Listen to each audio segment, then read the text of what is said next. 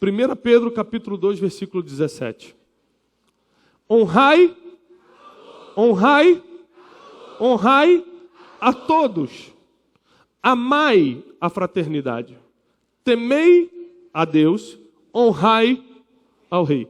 Quem escreveu essa carta não foi o brilhante apóstolo Paulo. Foi um pescador iletrado chamado Pedro. Pedro, ele tinha um conhecimento empírico. Muita gente tem conhecimento acadêmico. Eu tive a oportunidade de fazer mestrado e doutorado nos Estados Unidos. Tenho certo conhecimento acadêmico. Mas, na verdade, o que me faz ter resultados na minha vida é o conhecimento empírico. Ou seja, aquele que você aprende através das experiências da vida. A maioria dos pastores são bons pastores, não porque fizeram uma boa escola de teologia, mas porque aprenderam com as experiências da vida. Sim ou não? Amém. O conhecimento empírico é muito importante. E Pedro era um homem que aprendeu errando, cortando a orelha dos outros. Né? Você já cortou muita orelha de irmão da sua igreja também. É que você não sabe disso. Foram com palavras, com atitudes, com aquela olhada de lado. Mas Pedro aprendeu com os erros. Foi o mesmo Pedro que afundou quando Jesus falou, vem aqui para a minha dimensão, vem para onde eu estou, vem para o sobrenatural. Pedro pisa, não aguenta de medo por causa dos ventos e afunda. É o mesmo Pedro que anos depois está andando pelas ruas de Jerusalém e as pessoas estão se posicionando na sombra dele para serem curadas. O mesmo Pedro que afunda sem fé, anos depois tem uma fé sobrenatural para curar com a sombra. Ou seja, a tua realidade de hoje não define quem você vai ser amanhã. A tua fé de hoje não mede quem você vai ser daqui a uns anos. Não pense que você já está definido, você está em construção. Fala para o irmão que está do seu lado, você está em construção. E Pedro deixou empiricamente, através das experiências, esse conhecimento. Ele diz o seguinte, honre a todos. Honre a todos. Honra a todo mundo. O que é honra? Vou te ensinar de uma forma simples. Você vai primeiro, eu vou depois. Você ganha mais, eu ganho menos. Come primeiro o que eu espero. Honra tem a ver com gentileza, tem a ver com gratidão. Gratidão não tem prazo de validade. Tem gente que ficou 10 anos sendo ajudado por um pastor, 15 anos sendo ajudado por um líder. E quando esse líder erra uma vez, ele dá as costas e vai para outro lugar. 15 anos de ajuda, 15 anos de investimento são desprezados por uma atitude. As pessoas são ingratas e desconstroem a escada da honra, porque a gratidão é o primeiro degrau. A pessoa não consegue nem ser gentil, não consegue abrir a porta para a esposa do carro, vai conseguir honrar a esposa. Você não consegue ser gentil com teus liderados ou com o teu líder, não consegue ser grato com aqueles que te ajudaram. Eu tento ser o mais grato possível com todos que foram importantes na minha caminhada. Eu valorizo todo mundo que torna a minha vida mais fácil. Um conselho, valorize quem torne sua vida mais fácil. Anote o nome das pessoas que tornam sua vida mais fácil. Alguns acham que a sogra é uma ferramenta de Satanás.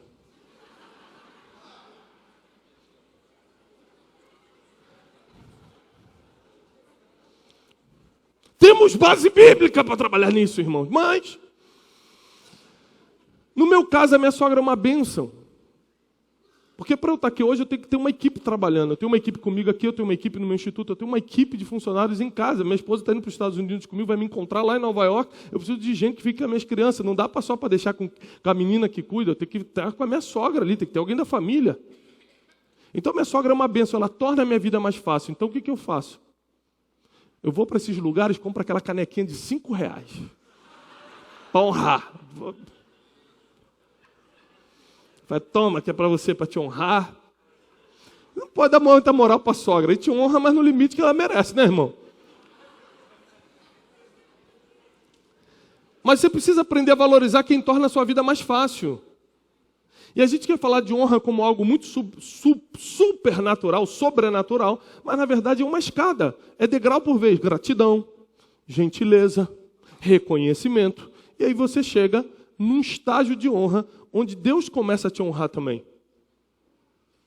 E vem Pedro com seu conhecimento empírico, não acadêmico, ele não aprendeu isso na faculdade, ele não foi instruído aos pés de Gamaliel, ele não fez a Hebrew University, a Universidade Hebraica de Jerusalém, ele foi instruído com os erros da vida e chega a uma conclusão: vocês têm que honrar a todos, vocês têm que amar a fraternidade, amar os irmãos, temer a Deus e honrar ao rei.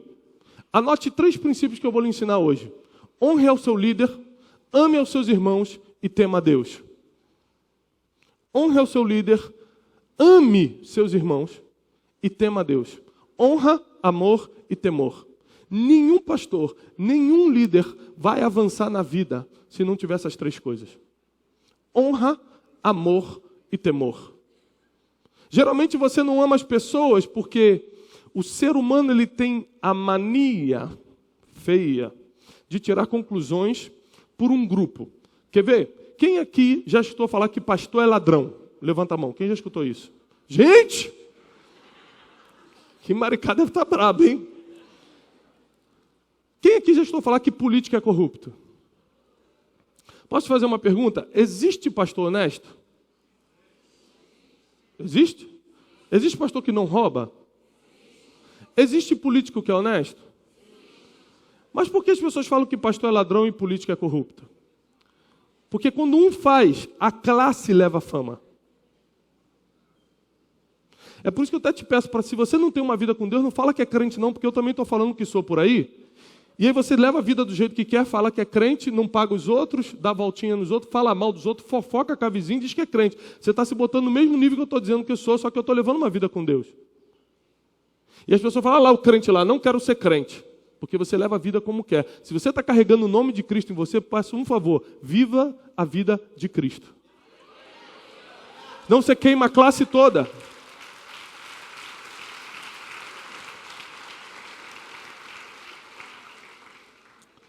E da mesma forma que as pessoas acham que pastor é ladrão porque um roubou, que política é corrupto porque alguns são corruptos, a gente acha que toda pessoa vai nos ferir porque pessoas nos feriram.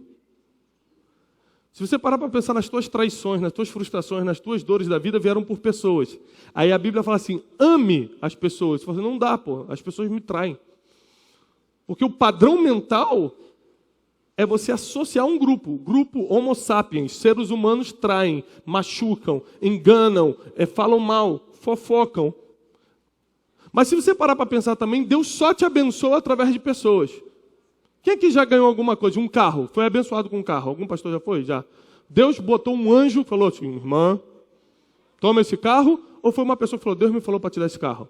Pronto. Uma facilidade, alguma coisa que aconteceu. Deus, as mesmas pessoas que foram usadas para te ferir, para te magoar, para te trair, e outra coisa, só os íntimos traem.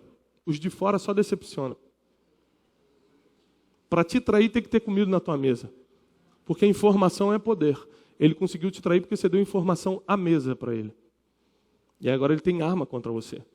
Se alguém de fora fala mal de você, te calunia, só vai te decepcionar, mas nunca vai te ferir, nunca vai tirar teu sono. Quem tira teu sono foi aquela pessoa que você ajudou, que você levantou, que você contribuiu e depois virou as costas e traiu. Só os íntimos traem. E aí, como os seres humanos te feriram, te decepcionaram, te traíram, você agora olha para o irmão e fala assim, vai ser igual. Mas só que é um princípio bíblico, amar a fraternidade, amar os irmãos. Você vai ter que ressignificar as tuas dores. Você, em vez de usar a tua dor para sofrer, você vai ter que usar a tua dor para crescer. Porque a dor só te dá esses 2 destinos. Ou você cresce, ou você sofre. Não tem outra opção. Tem gente que prefere ficar murmurando, reclamando, meu Deus, tanta coisa veio sobre mim. Mas tem gente que pega a dor e potencializa o seu talento para crescer e fala que eu vou aproveitar isso e vou fazer mais, e cresce. Terceira coisa, tema a Deus, porque o temor do Senhor é o princípio da sabedoria. Eu tenho um material que fala sobre sabedoria que eu te aconselho. Eu provo biblicamente quem é a sabedoria e o efeito dela real na tua vida. É extraordinário, só que o primeiro princípio que você tem que cumprir para ter sabedoria é temer a Deus. Então, honrar ao líder, amar o irmão e temer a Deus. São os 3 princípios, são os 3 pontos. Agora, pastor, me dá um exemplo prático de como eu posso honrar as pessoas. De como eu posso honrar a todos. De como eu posso honrar o meu líder, o meu pastor. Quem aqui tem um pastor? Rapaz, só tem crente mesmo aqui. Todo mundo tem pastor, graças a Deus. Como é que você julga se você honra teu pastor ou não? Como é que você julga se você está honrando a todos? Se você está amando o irmão e se você está temendo a Deus? Nós temos alguns princípios que eu quero compartilhar contigo. Quem vai anotar, diz amém. Primeiro, abre a tua Bíblia, por favor, em 1 Samuel 17, 42. 1 Samuel 17:42 diz que Golias, que era o favorito nessa luta do UFC. Imagina uma luta do UFC, Golias, 3 metros de altura, peitoral de bronze, desde a sua mocidade sendo treinado para a guerra, e Davi, um jovenzinho ruivo, pequenininho, pastorzinho de ovelhas adolescente. Quem é o favorito? Em quem você colocaria dinheiro para apostar? No favorito, Golias, mais forte. Só que a Bíblia diz aí nesse versículo que eu te dei, desprezou Golias a Davi. Desprezou Golias. O filisteu desprezou Davi porque ele era ruivo e de gentil aspecto.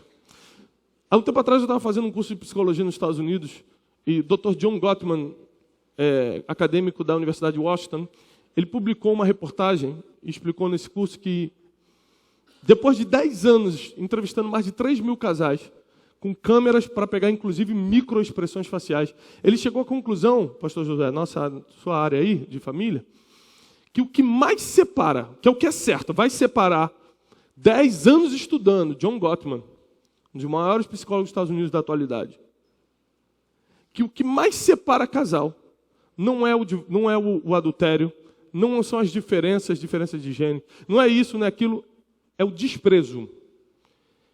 Quando um cônjuge desprezava o outro, mesmo que seja nas microexpressões faciais durante uma entrevista, ele dava data de validade. Não dura nem 2 anos esse casamento e acabava mesmo. Porque a pessoa consegue conviver com muitas coisas, menos com o desprezo. E ele provou isso cientificamente. E tudo que a ciência fala, tudo que a ciência comprova hoje é verdade, a Bíblia já dizia antes. Qualquer coisa que a ciência falar, é isso, e é verdade, já estava escrito na Bíblia. Então eu fui estudar. O desprezo é o maior potencializador de uma destruição, de uma perda? Fui estudar. Sabe o que eu cheguei a essa conclusão? Sabe qual é a conclusão que eu cheguei? Que toda vez que a palavra desprezo aparece na Bíblia, uma grande perda vem depois. Versículos depois tem uma grande perda. Golias era o favorito, desprezou o seu inimigo, perdeu para ele. 2 Samuel 6,16.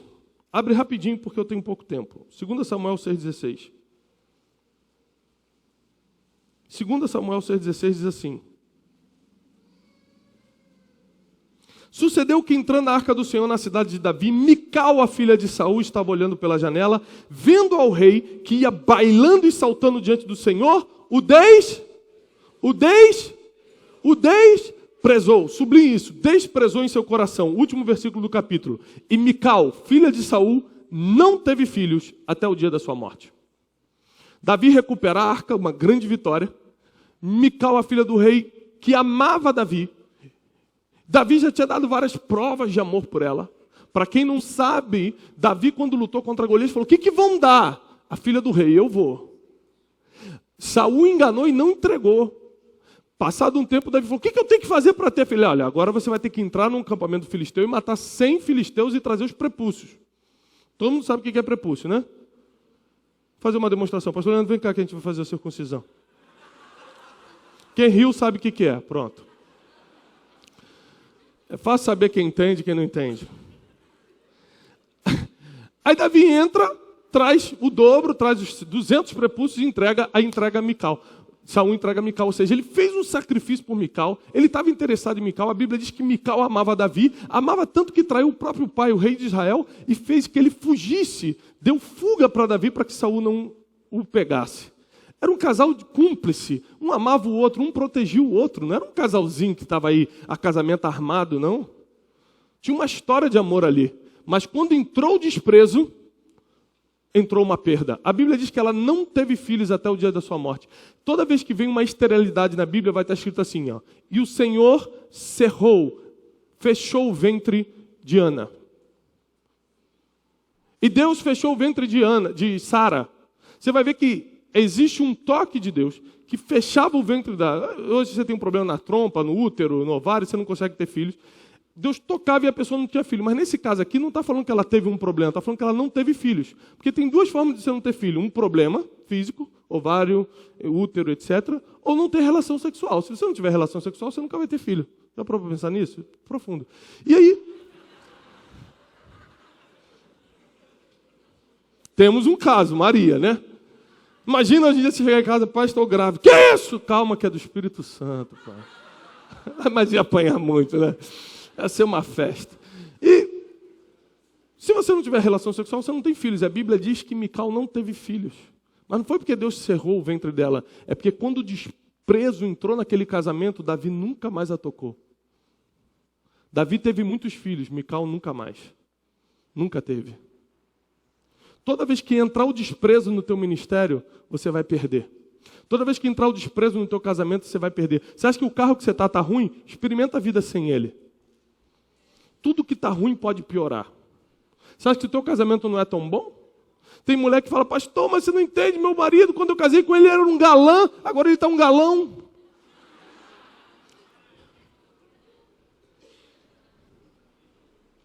As coisas mudam. O tempo é terrível. Porque tudo que você despreza, você vai perder. Abre sua Bíblia em Gênesis 25. Mas tem que ser rápido.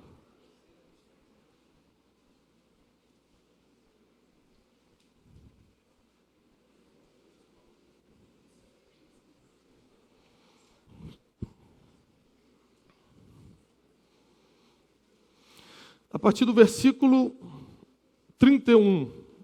Então disse Jacó, vende-me hoje a tua primogenitura. E disse Esaú, eis que estou a ponto de morrer, para que me servirá a primogenitura? Então disse Jacó, jura-me hoje. E jurou-lhe e vendeu a sua primogenitura a Jacó. Muita gente diz que Jacó enganou Esaú, o que é mentira. Ele comprou baratinho, mas comprou a primogenitura. Judeu sabe negociar, varão. Ele pegou a fraqueza do irmão, um momento que ele estava fraco, negociou e comprou o que para ele era importante e para Esaú não. Esaú falou, para que me serve isso? Você não consegue valorizar o que está na sua mão quando você não vê o futuro. Você só consegue enxergar o futuro com sabedoria, porque diz Jó 28:12 que a sabedoria não está disponível na terra dos viventes. Ela não está presa no tempo cronológico, ela está na eternidade. Então ela já viu quem você vai ser daqui a 5 anos. E o que está na sua mão hoje é uma ferramenta para daqui a 5 anos, mas como hoje não tem utilidade, você vende e destrói o futuro. Jacó tinha visão de futuro e sabia que para ter a bênção, para ser príncipe de Israel, pai da nação de Israel, ele precisava ser o primogênito, porque pela lei a bênção vinha com a primogenitura. Ele enxergou o futuro a ponto de lutar com um anjo, ele queria ser abençoado de qualquer maneira. Então ele vai até o irmão e fala o seguinte, me vende a tua primogenitura. E Esaú fala, para que me serve isso? Porque Esaú não tinha ideia, como Jacó tinha, de que para no futuro ser príncipe, pai da nação de Israel, você precisa ser o primogênito. O que você tem hoje é o passaporte para o seu futuro. Você só não sabe disso. Você só ainda não pegou isso. E quando alguém te oferece um prato de lentilha por isso, você fala, é verdade, para que me serve isso? E o versículo continua dizendo o seguinte, Jacó deu pão a Esaú, guisado de lentilhas, e ele comeu e bebeu e levantou-se e saiu. Assim desprezou Esaú a sua primogenitura. Deixa eu te falar uma coisa. Tem gente que fala assim, pastor, tiraram o que é meu, roubaram o que é meu. Vou te dar uma palavra. Ninguém pode roubar o que é teu. Você mesmo entrega quando despreza. Ninguém roubou o que era de Esaú. Ele entregou quando desprezou. O ministério que Deus te deu, mas pastor é pequeno. Pastor está começando, a Bíblia diz, não despreze os pequenos começos. Porque se você não conseguir valorizar o pequeno começo, Deus nunca vai te colocar num grande.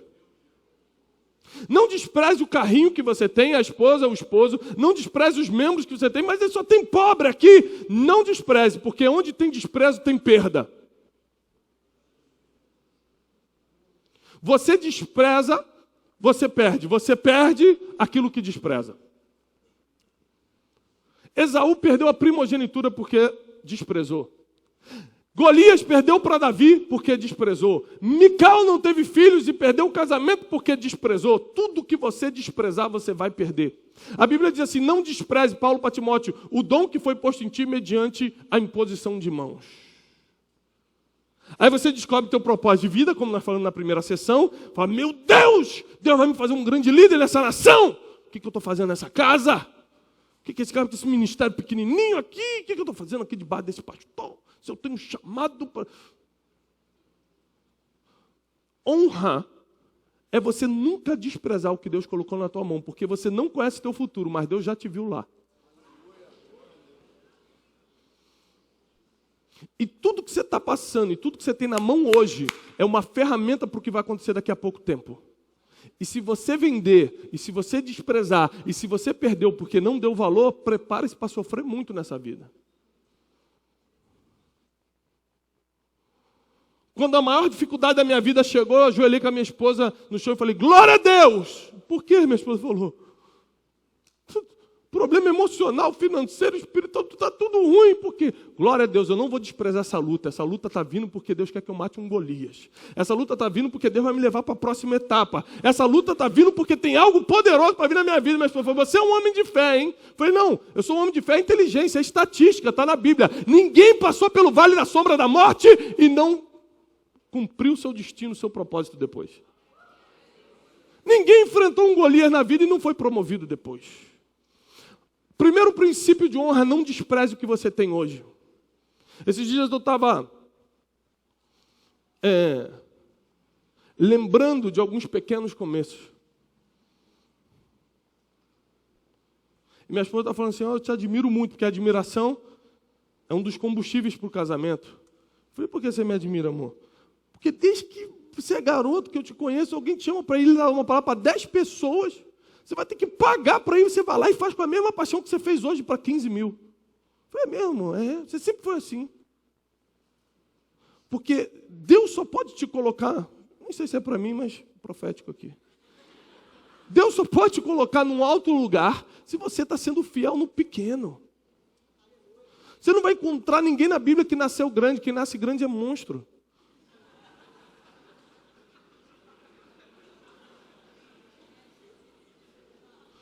Todo mundo que nasce pronto, cai depois. O primeiro Adão nasceu pronto. Na primeira tentação se entregou. O último Adão nasceu de uma barriga, foi crescendo, passou pelos processos da vida, viveu o dia a dia. Quando veio a tentação, ele falou, não! Veio a segunda, não! Veio a terceira, não! E Deus lhe deu o nome que está sobre todo nome. O nome que é exaltado nas alturas, porque os processos da vida formam o teu destino. Não queira ser pronto, queira ser treinado, processado por Deus para o tempo que Deus está trazendo na tua vida.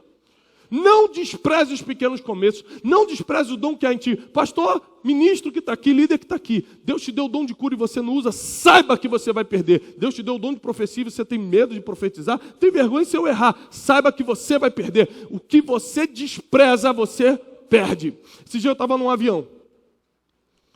Estava com um pastor da Guatemala, e aí eu sentei do lado dele, um pastor forte, a gente começou a conversar, pastor, quando eu olhei para o lado tinha uma menininha, muito magrinha, quase morrendo, com o cabelo raspado, uma máscara, e eu olhei, a gente não gosta de enfrentar a dor dos outros, né? Eu já virei as costas, comecei a conversar com o pastor, e aí Deus, o Espírito Santo veio e falou para mim assim, se Jesus estivesse nesse avião, ele estaria sentado desse pastor famoso, do lado desse pastor famoso, ou do lado da doente ali? Eu falei assim, pô, o Espírito Santo é chato, porque você só quer ficar quietinho. Quer ficar quietinho aqui. E aí o Espírito Santo, você já reparou que depois que você se converte, você nunca mais peca em paz? O Espírito Santo te perturba, meu Deus, vou ter que fazer um negócio. Meu irmão, se converteu, já era. Agora vai ter que ser crente mesmo, que nunca mais vai fazer um negócio errado em paz. O Espírito Santo te deixa dormir, te dá choro, arrependimento, já era, se converteu, leva a sério, porque não tem mais jeito, não tem caminho de volta. E aí eu falei assim, Espírito Santo, o que tu queres? Ele falou assim, eu coloquei um dom em ti. Eu falei, que dom? Um dom de profetizar. Eu falei, não, eu sou negócio de sabedoria, meu negócio é... que a gente quer ensinar a Deus, né? O negócio é negócio da palavra, né? Aquele negócio você sabe lá da inteligência. Deus falou assim, não despreza. O que você desprezar, eu te tomo. Aí eu chamei a aeromoça e falei, moça, tem como eu sentar do lado daquela menininha ali e tal, você trocar? Eu falei assim, tá bom, peraí. Falou com a mãe, ele pode sentar aqui do seu lado? Pode. E aí eu reparei que se você vê a multiplicação dos pães e peixes, tem sempre 3 personagens. Qualquer milagre na Bíblia. Quem vai fazer um milagre, quem vai receber o milagre e quem vai facilitar o milagre. São 3 personagens no milagre. Deus me deu ali a incumbência de fazer um milagre, tinha uma menininha que precisava e a aeromoça foi a facilitadora do milagre. Aquela menina escrava em Israel na casa de Naamã. Naamã precisava do milagre, tinha profeta em Israel que podia fazer o milagre, e a menina escrava venceu seus problemas emocionais porque ela era escrava. Falou, tem um homem que pode resolver teu problema, você me oprimiu, você está aqui como escrava, mas ainda assim. Amar a fraternidade. Terceiro ponto de hoje, segundo ponto de hoje. Tem um profeta que pode resolver seu problema. Porque tem bênção para quem faz, para quem recebe milagre e para quem facilita milagre. Qual foi o último milagre que você facilitou? E aí a aeromoça facilitou o milagre, sentei do lado dela e falei, qual é o seu nome? Ela falou assim, meu nome é Isabela. Quantos anos você tem? 8. Aí a idade da minha filha, eu falei, ai meu Deus. O que ela tem, mãe? Tem câncer terminal na medula. Eu falei assim, ela vai ser curada. A mãe dela falou assim, o que é curada? Eu falei assim, totalmente curada, não vai ter mais problema com isso. Por quê? Eu falei assim, porque ela cruzou o caminho de um profeta. Ninguém pode passar pelo caminho de um profeta e sair da mesma forma que chegou. Eu não tenho um ofício profético, eu não vou sair profetizando. Deus só me mandou fazer aquilo e eu não posso desprezar a voz de Deus. Ela baixou a máscara e falou assim para mim, quem é você? E a mãe começou a chorar. Eu falei, o que houve? Ela falou, é porque ela não falava.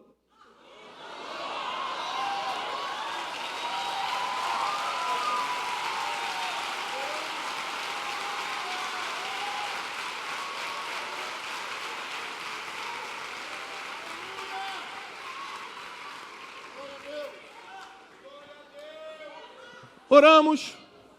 Eu contei uma história de Jesus andando sobre a água para ela, que é uma história que eu conto para minha filha. Fala, Jesus andou sobre... Ela nunca tinha escutado falar de Jesus. Ela sabe o que é uma igreja, mas nunca tinha ido. No final, a menina botou a mão assim em mim, me segurou e falou para a mãe dela, mãe, eu posso tirar uma foto com Jesus? Aí eu falei, não sou eu que sou Jesus, não. A história aconteceu. E depois o Espírito Santo falou, não, ela viu Jesus em você. Da boca das crianças sai um perfeito louvor. Eu tirei foto com ela.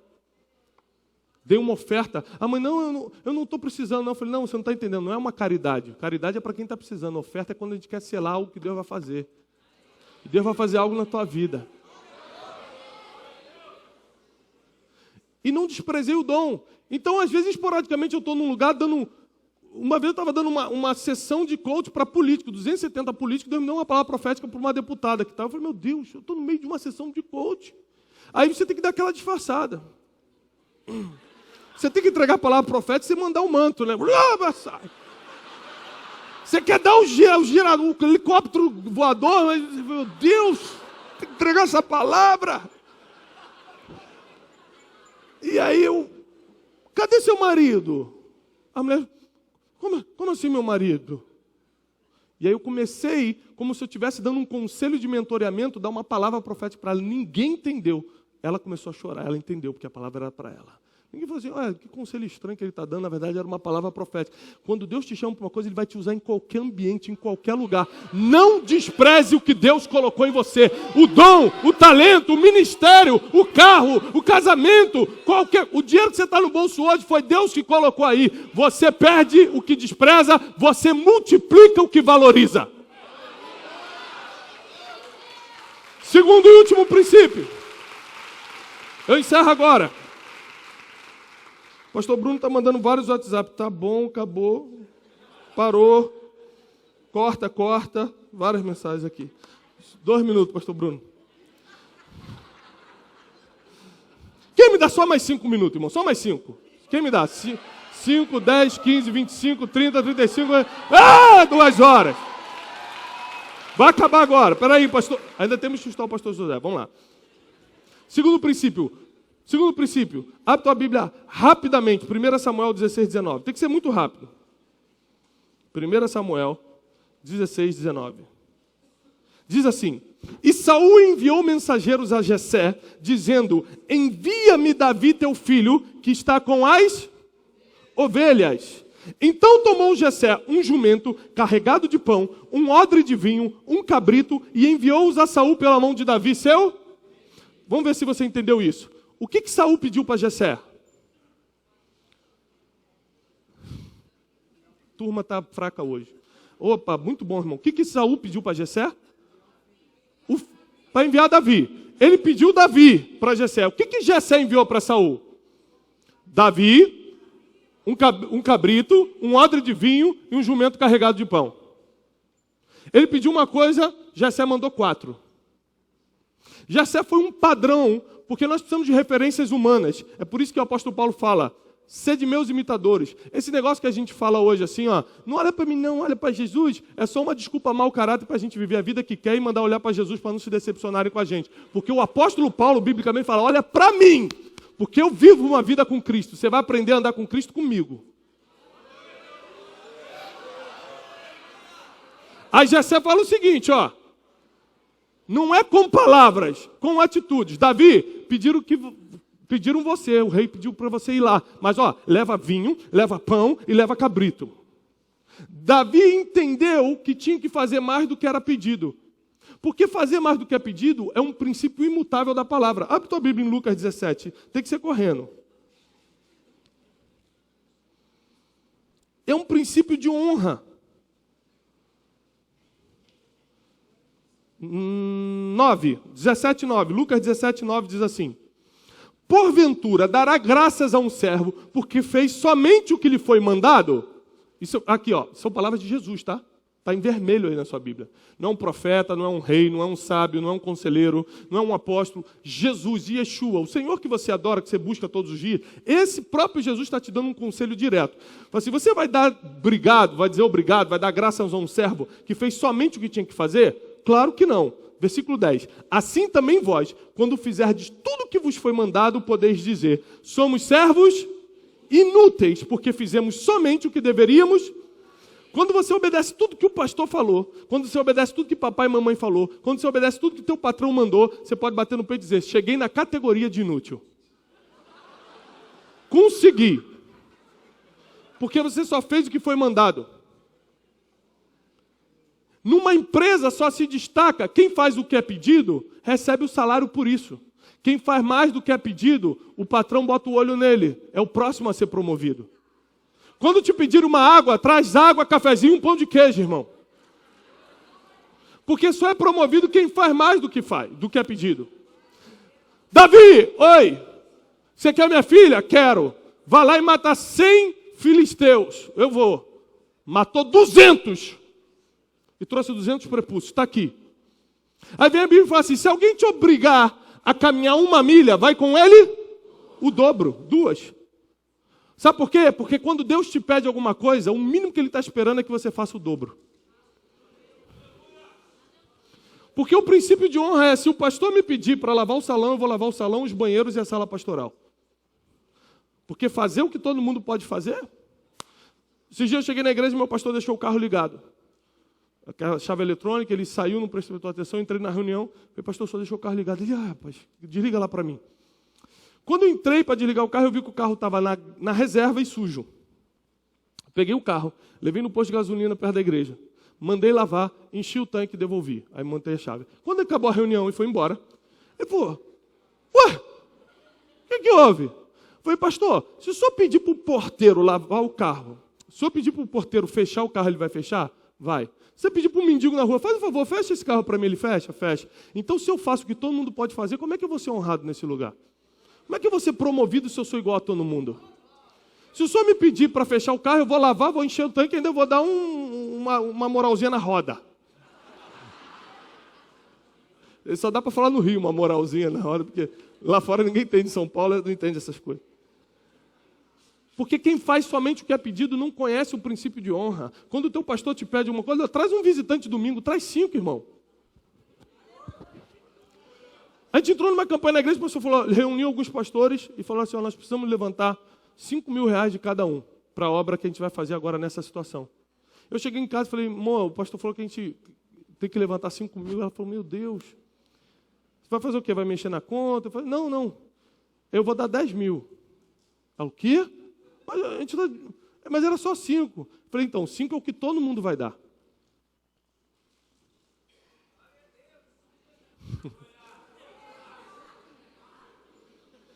Inútil, esse título eu não vou carregar. Porque eu sou um homem de honra. Eu honro meu líder, eu amo meus irmãos e eu temo a Deus. eu não desprezo nada do que Deus me deu e eu multiplico tudo aquilo que eu valorizo. Eu faço mais do que me é pedido. Pediram para Davi levar um saco de pão para a guerra e ele voltou com cabeça de gigante na mão. Quem sabe fazer mais do que é pedido não fica na mesma posição que está hoje. Deus te trouxe aqui, eu quero encerrar com isso. Porque Ele quer que você honre teu líder, ame os teus irmãos e tema a Deus. Isso vai acontecer através de várias chaves, eu quero te dar só duas. Não despreze o que você tem e faça mais do que é pedido. Não despreze o que Deus colocou na tua mão e faça bem mais do que é pedido. Quando Deus está te pedindo alguma coisa, o mínimo que Ele está esperando é o dobro. Vai com 1 milha, vou 2. Traz sem prepúcio, trago 200. Me manda Davi, não. Eu mando Davi um cabrito, um odre de vinho e um burrinho com pão. E verão aqueles que servem a Deus e os que não servem a Deus. A tua liderança, pastor Bruno, vai ser reconhecida, porque você sempre vai fazer mais do que é pedido. A liderança de vocês será reconhecida porque vocês vão honrar o que tem, não vão desprezar o que tem, e vão sempre fazer mais do que é pedido. As pessoas vão dizer, esse é diferente, só pode ser crente. Nós vamos mudar a cultura de como nos veem aí fora. Esse aí só pode ser da unção do crescimento, porque, eu pedi só para ele levar o carro ali, ele lavou o carro, encheu o tanque, me devolveu completo. Como é que pode isso? Nós vamos começar a servir as pessoas porque amamos as pessoas. Não importa as pessoas que nos feriram, o que importa é o que o princípio da palavra diz. Nós vamos amar as pessoas vão amar ficar perto da gente, nós vamos fazer as pessoas serem melhores. Ninguém vai passar pela nossa vida e sair da mesma forma que entrou. Ninguém! Ninguém vai passar pelo teu ministério e sair da mesma forma.